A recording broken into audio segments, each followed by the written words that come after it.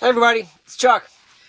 It's been a little while since I made a video, but that's mostly because we haven't had any software to talk about, and I don't know, I'm just not into making videos and talking about the same things unless we see some changes. But we got a new version, 11.4.7.2. The good news is we got brought up to the 2023.27 build. We were all the way back on the 2023.7, so we came way forward in the build, which includes a lot of features in the UI here that the beta testers were missing out on, and honestly I think make the Tesla a better vehicle. So I was really glad they brought that branch up.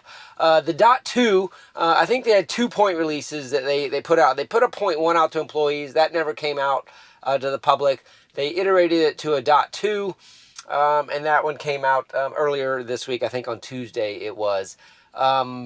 The early reports are that basically it's the same FSD behavior without any changes. So we'll do a little first impressions drive here and take a look at it and talk about a few things on the way. Some of the really cool things I think are neat for the purposes of video. In the service mode here, when you are in park, you have to be in park here, there's a camera preview button here. I can hit camera preview now, and for the first time ever, you can see the inside of the car. And more importantly, look at that. We got pillar view. Now, the pillars have never been able to be viewed on the dash cam recordings before. They're not able to be downloaded to my understanding yet, but they at least come across the screen, and with my HDMI extract you can probably see how the pillars look there coming out of the right. So I'm excited to have that, and at the appropriate times I will try to incorporate that. When you press the regular camo button, it doesn't bring that up. So this is the typical driving mode, but it's in the service menu. Camera preview is where it is. That's not honestly where I expected it to be.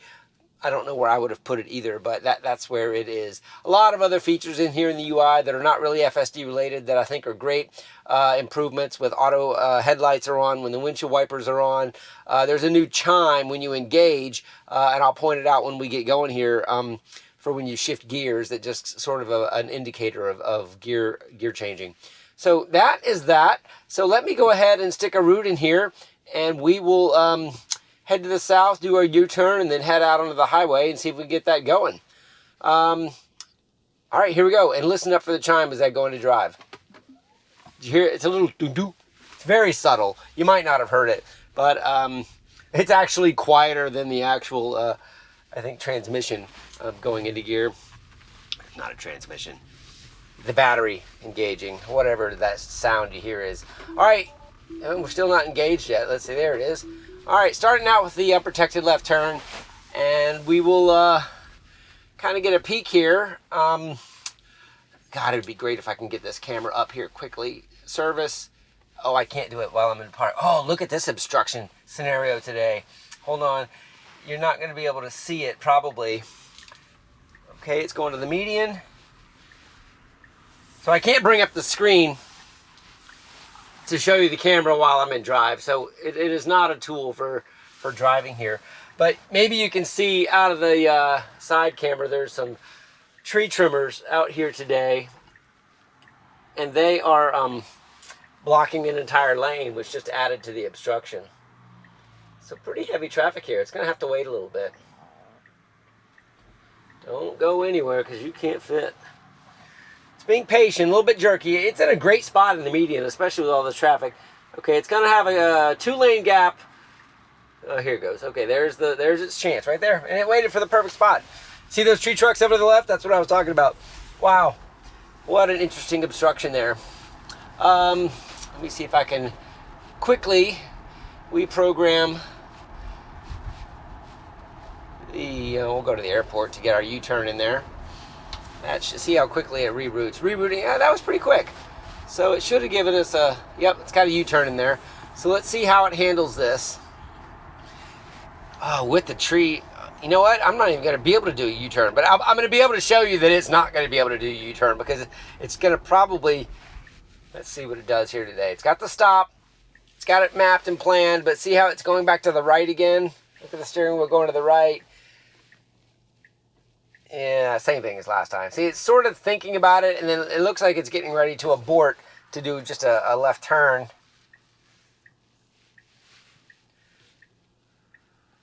Definitely has an opportunity here to see if it's going to do anything. Yeah. Okay. It's not doing anything there, and I have not quite enough room to do a U-turn, so I'm just going to have to do my own here with the cones.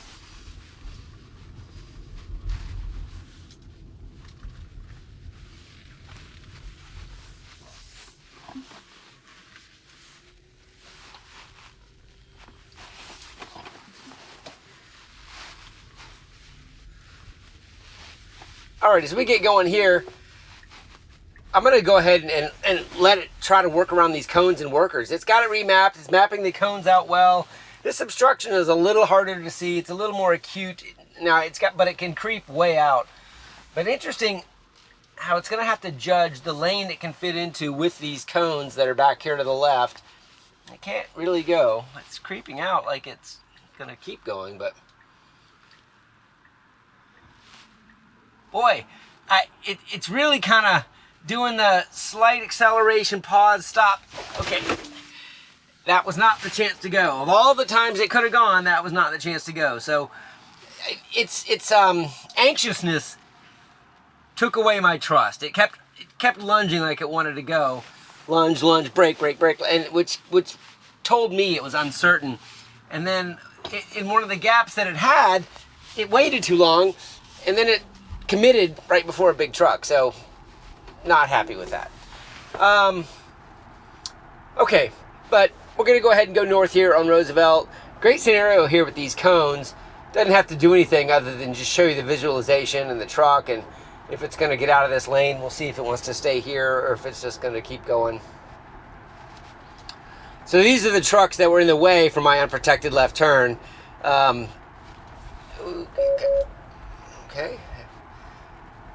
And right here is my unprotected left turn. You see that? It's coming all the way to a slowdown there. I don't know what it was slowing down for. It was past the truck, unless it was just the cones, or possibly this car passing me in the narrow section. I don't know. But another good scenario to see how it behaves. But give it a little bit of a speed bump here just because of this traffic. You see, I'm getting passed by cars on the right, and when they get past you on the right and get right back in front of you, that is number one. I'm annoyed with you. But I'm already going 5 minutes over this, or 5 miles an hour over the speed limit, so it's not like I'm going on fairly slow, but it is uncomfortable for many. So I've heard a few things that have happened in the last few weeks that might be worth bringing up. We are still waiting on version 12 to be trained and deployed. Have not heard of any customers getting it, and haven't heard of any employees getting it. The last thing that we really know about version 12 was the live stream video that Elon did with Ashoka the car. So that's our benchmark for what V12 is and could be. A lot of people are putting a lot of hope in V12. To me, I'm excited for some new upticks in performance to get out of this local maximum it feels like we're in with this branch. But I'm also not so optimistic that it's just going to come out and magically work. Here's a double green light bug. Perfectly slow down and then re-acceleration. Even though those cars were in there, I'm absolutely certain that was the double green light bug and not those cars. But I think that, instead of, getting in there and tweaking rules and planners and everything to make this work, the data curators are just going to have to go find clips in large numbers to get the behavior out of the model they want. And when I say that, and it goes directly back to a quote that Elon and Ashok made in that live stream, was that, in order to comply with things like stop signs and stop completely to zero, they have to go find video clips of cars actually stopping all the way to zero. And I think Ashok said it's like 0.1 of 1% of the cars actually come to a complete stop in their data set. So they have to really dig to find those videos. Obviously, I guess they could grab videos from FSD cars driving because it's currently programmed to completely stop. But I don't know if that will be their strategy or not. But the point I was also trying to make is that I think the future of the success of the next version in V12 using end-to-end vision in, control, output, out of the model is the only way to change behaviors by changing the data set. That may be oversimplistic. There may be some layers of code in there, but the way they're talking about the control being handled this way, if it's doing something it shouldn't, you don't fix it by writing code. You fix it by going to find more clips to show it how you want it to behave. And in some scenarios, and this is kind of the tricky part of data curation, going to find the clip that is in your data set that might be causing that behavior already. So clean data is very, very important for getting the output that you want, and large amounts of it. On a few spaces this week on X, we were talking about some things about how many clips. And so far we've heard numbers like, it drives really, really good with 1 million clips. It drives so much better with 1.5 million clips. We don't really know what that meant as far as, does that mean it needs 1 million clips of stop signs? Or does that mean the entire model needs about 1 million clips to be trained on? I would think that the entire model would have way more than 1 million clips in it. So I don't know where to put that. I also think that having 1 million clips of just stop signs or some single function, you may be able to hear we have emergency vehicles going around. He's going the wrong way with his horns going, so he's obviously being safe, but you got to see the visualization there with sirens and lights running. There was no visualization of an emergency vehicle. Interesting example while we're sitting here at the stoplight. But, I don't know. What we were saying there was that, 1 million clips of what, That'll be an interesting data point that we get when maybe V12 comes out, or maybe the next AI day when they start talking a little bit more about actually how many clips they're using to get what level of performance. And maybe we can get some insight into what that meant later down the road. Also, since the last video I put out, the Elon Musk biography by Walter Isaacson has come out. I raced through that on an Audible listen in about 3 days. It's probably the kind of book I could listen to a couple times and get something new out of it every time I listen to it, because there was a lot of information, a lot of conversations in there. I think, Walter, you did a great job sticking around with Elon, and I'm going to have to turn the blinker on and get out of this passing lane. It's camping in the passing lane, and I don't want to be here. So I just manually turned the blinker on, and is it going to go over? It won't go over because there's a car back there, so it's...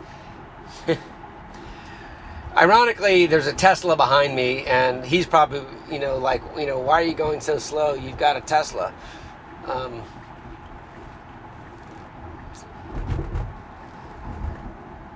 Anyway, back to the book. So there were a lot of conversations that Walter witnessed with regards, or had interviews with regards to people inside, Drew Baglino, Hans, and a lot of things that kind of filled in some gaps with regards to radar, the decision to go vision only, sensor fusion difficulty, and how maybe some of the engineers didn't want to do, take the radar out, but Elon said we're going with vision, and he took the responsibility of it.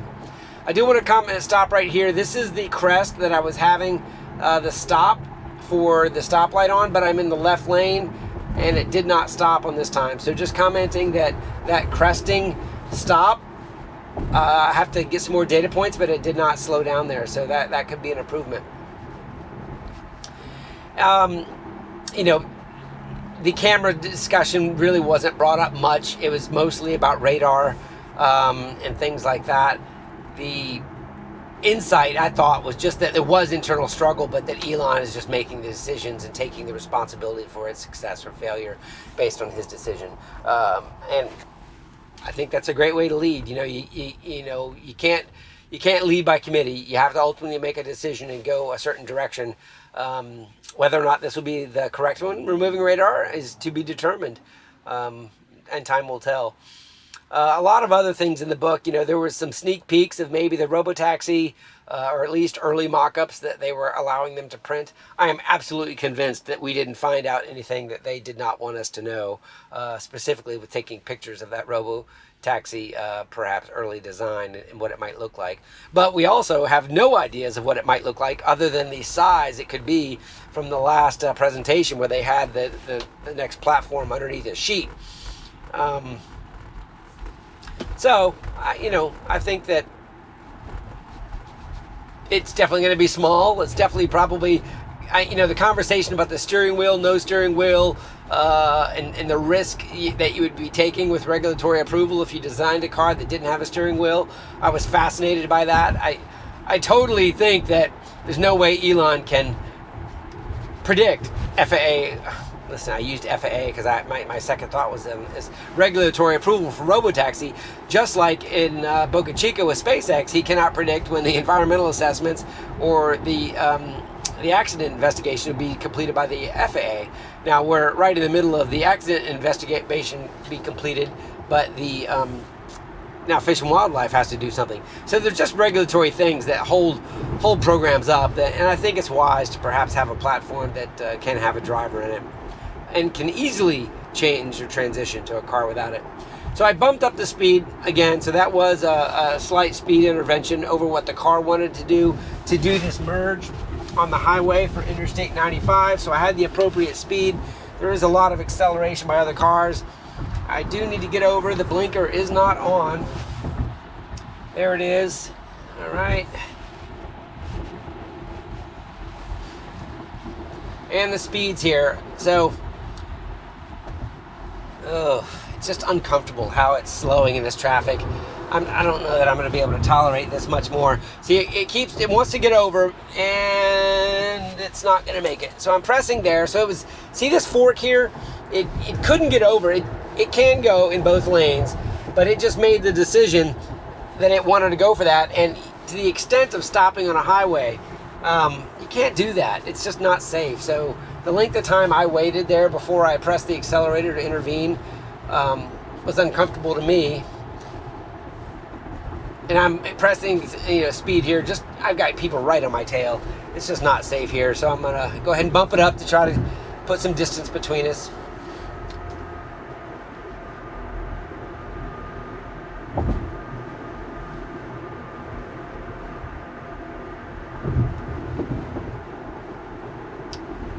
All right, so this next merge with this speed should be totally fine. I am completely comfortable with the way FSD drives on the straight and narrow on the highway. I'm not always comfortable with the speed.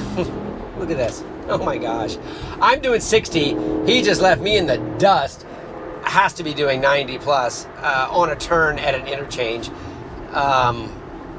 Crazy.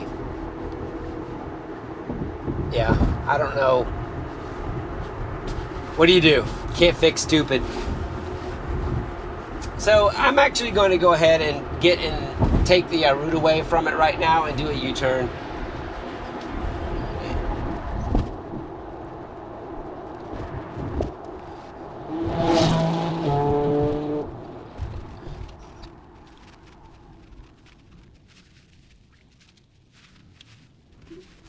All right, I got off the highway and another car with a fancy muffler decided to go around me. A little bit different route than last time, a little bit more of the downtown section here, but it's basically off highway to get a little bit of city streets action here.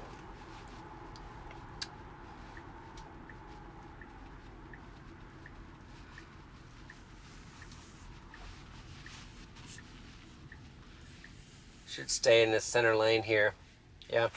So far, I'm feeling like it's, with the exception of perhaps the overpass slowdown being removed, and the unprotected left creepy behavior inching out, it feels similar.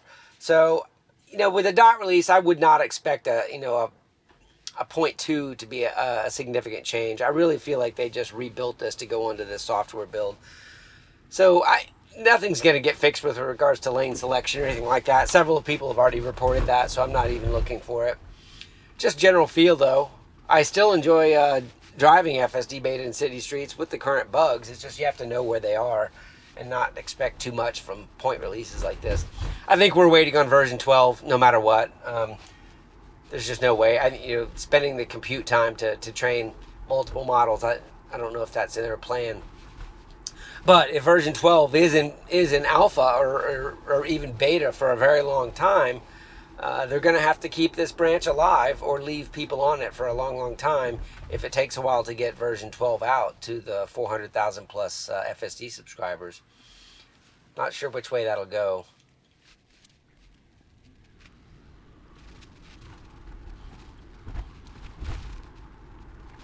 All right, lane change there. Stay this lane, go ahead. Lane there. It's going too slow though. See, 30.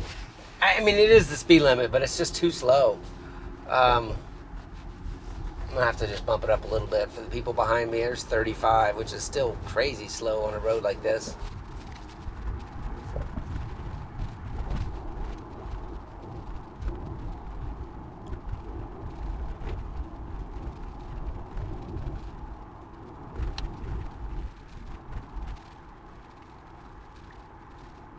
Just had a random blinker. I don't know what it was thinking.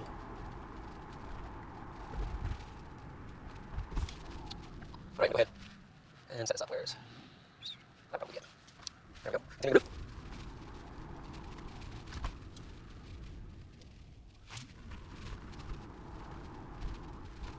Pedestrian jaywalking. He stopped. That's good. It didn't even flinch at that. It looked like he might have jumped out in the road, but he didn't. And the car did not overreact, which is good. All right, we are back on the original Memorial Park Drive return after making that little intersection there. For those of you that watch most of these videos, you might recognize this portion.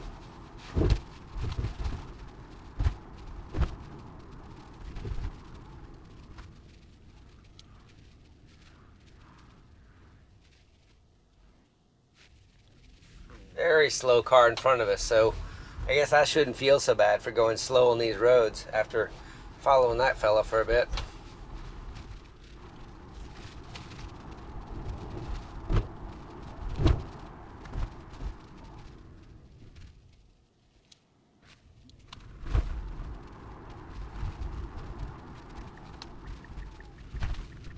Let's try that turn.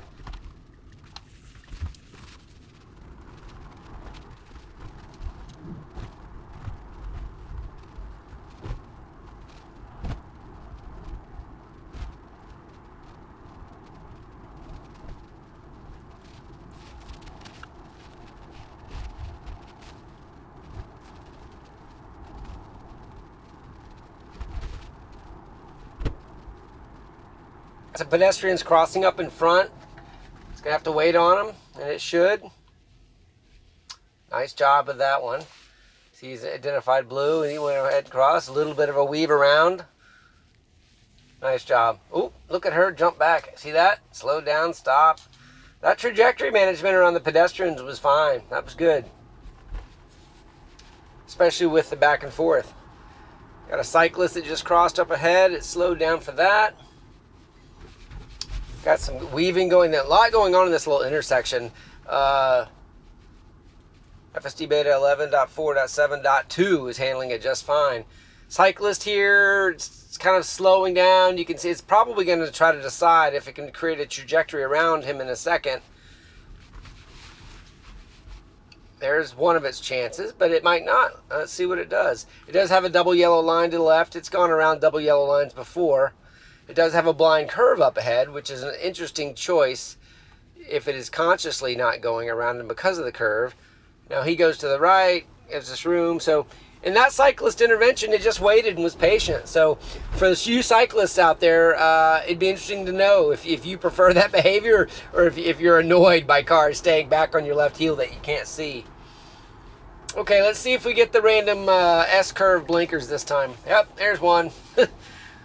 So when you start to see things like this, you know we're not using end-to-end, right? There should not be any clips in there that turn blinkers on like that.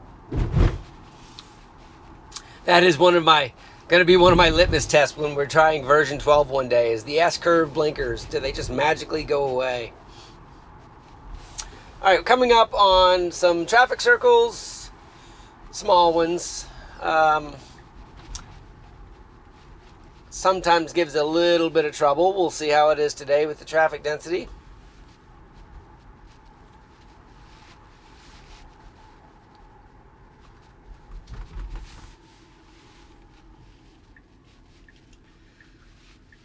It's got a blinker on for the yield.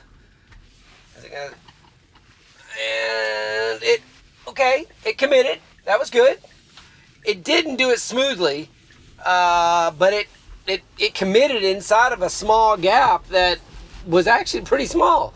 So that was actually pretty good, except for the smoothness. I wish it had been smoother.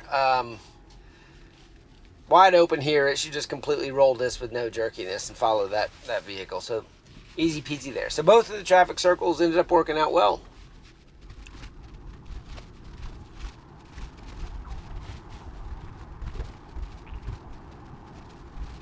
So we've got a green light up ahead, and I'm guessing it's going to turn yellow by the time we get there. And what's it slowing down for? What's it waiting on?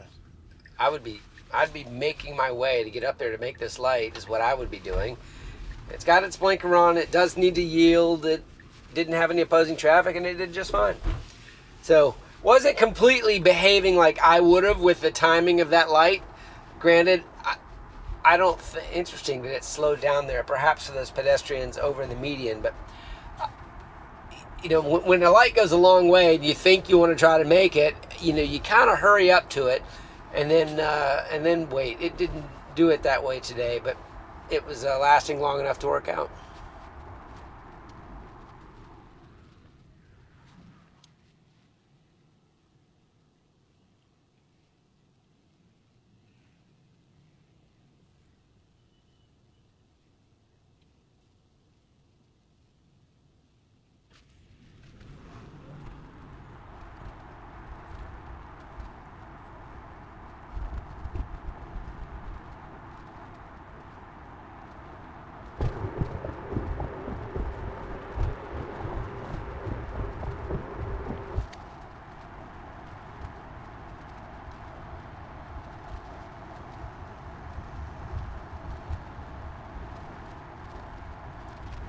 All right, here we are at the end of the drive. Unprotected left turn. It's got a wide open gap. You can see those tree trimmers out front. Is it gonna roll it? And it rolled it just fine. All right, everybody. That's it for 11.4.7.2. New build, lots of new features on the screen. Got some new camera views, things like that I think are great to talk about. I would say not much change on the FSD driving. I feel like, you know, perhaps that one crest, that did not happen today. That's an N of 1 issue, so we'll see if that happens in the future. The creeping did not feel comfortable on the unprotected left turn. It made some decisions poorly on when to insert itself into high-speed traffic. But once we got on the highway and kind of dealt with the speed issues, it was pretty much the same it was before. So I'm not going to criticize because I know they're not focusing on this right now. So that's it. Let me know in the comments below. If you're still here at this end of the video, thanks for staying, and we'll talk to you next time. Have a great day.